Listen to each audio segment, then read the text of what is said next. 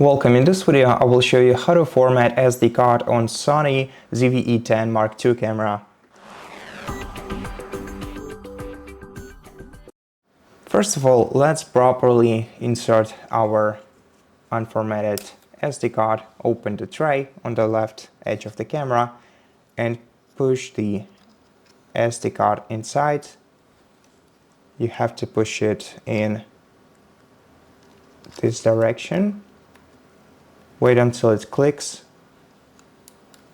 so you know it's properly inserted. Then close the tray, launch the camera, and now to format your SD card, just move this toggle on top of your camera either to the left or to the right.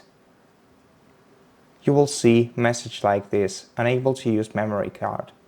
Tap enter and wait until your SD card is formatted. Now you can freely use it for any purpose and access its memory by clicking this button right here. And that's it. Thank you for watching this video. If it helped you, please consider subscribing to our channel, leave us a like and a comment below, and I'll see you in the next one.